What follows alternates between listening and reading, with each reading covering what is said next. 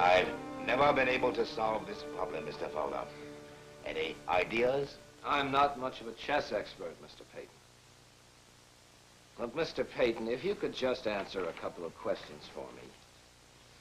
About Mrs. Cord's journey? Yes. Let me ask you a question, Mr. Fowler. Go ahead. Is this an official visit? My office is concerned any time someone fails to answer a court summons. And what is it that you're so concerned about, Mr. Fowler? Do you know where Mrs. Cord is? Must I answer that question? Only as a favor. I don't recall that I owe you one, Mr. Fowler. Mr. Peyton, I can understand you're having certain feeling of animosity towards me because of Rodney's trial. Mr. Peyton, if you could just answer a couple of questions for me.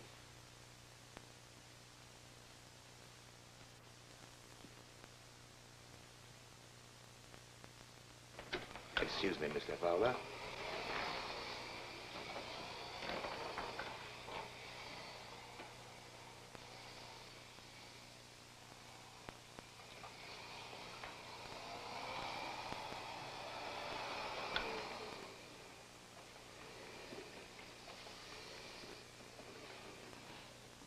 What are you doing here?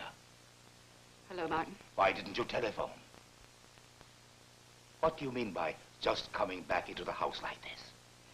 Martin, I've decided... Mrs. Cord. Mr. Fowler. Did you have a pleasant trip? Yes, fine. Thank you, Mr. Fowler. You look as though you ran into a little bad weather. Mrs. Cord has never been much of a traveler. Excuse me? Mrs. Cord. As I was saying to Mr. Peyton before you came in, it's the responsibility of my office to be sure that anyone who fails to answer a summons will be charged with contempt of court. She understands. I assumed she did. But when you left town, I wasn't sure.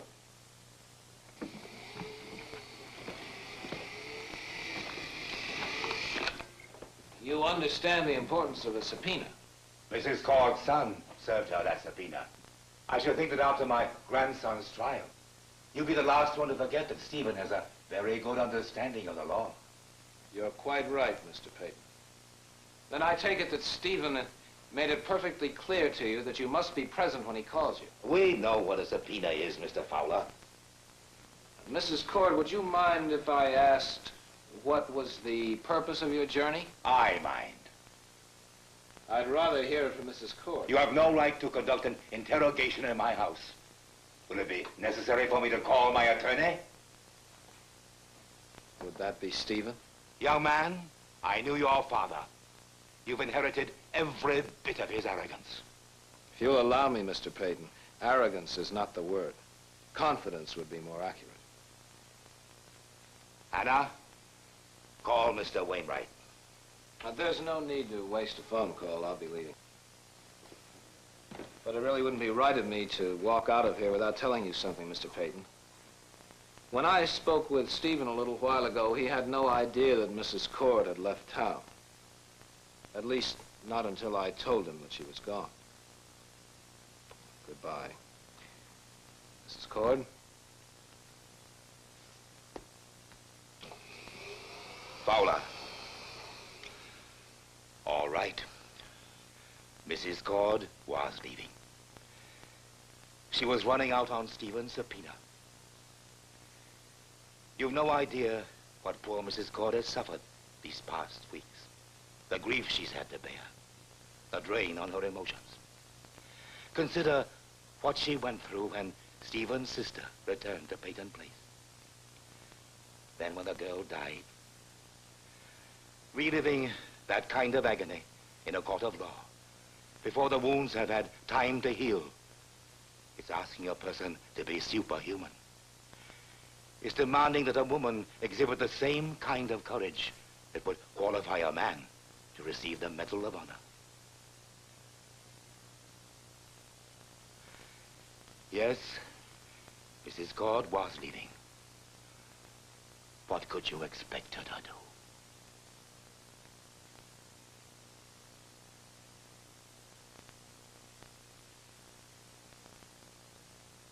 It's not a question of what I would expect her to do, Mr. Peyton.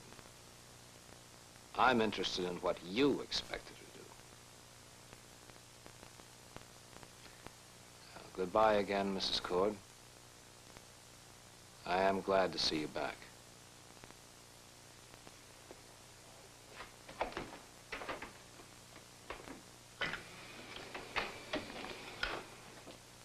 You fool. You consummate fool. I told you to leave. Yes, Martin. Why did you come back?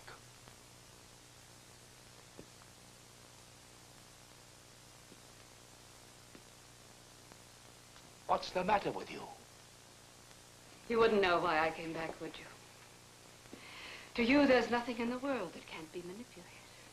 Nothing in the world that you can't juggle to suit your own needs. Well, I'm not like that. Not anymore, Martin. Because I know I have to face it someday. And it might as well be now. Go to your room.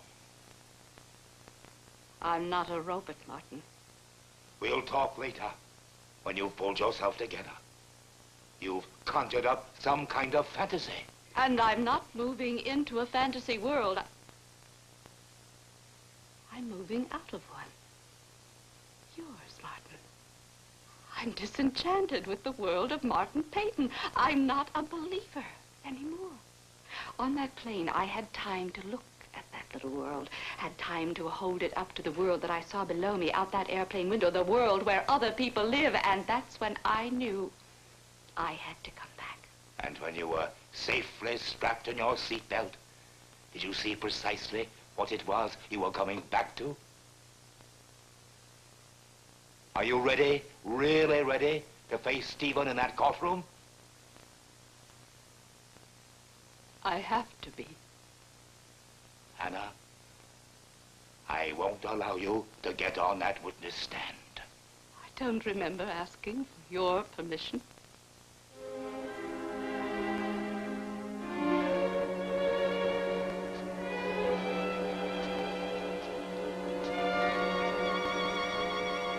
Hannah,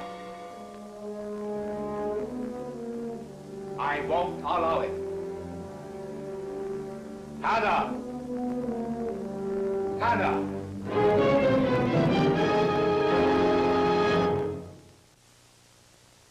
Preview from the continuing story of Peyton Place. We're still on a tightrope, Chris. I need help. Your help. I want your cooperation. But you're going to testify regardless, even if I have to subpoena you. You're everything Lee would like to be. And everything I would like Lee to be. You know that. Don't try to use me as a sounding board. I don't exactly feel neutral about him, you know. Or me?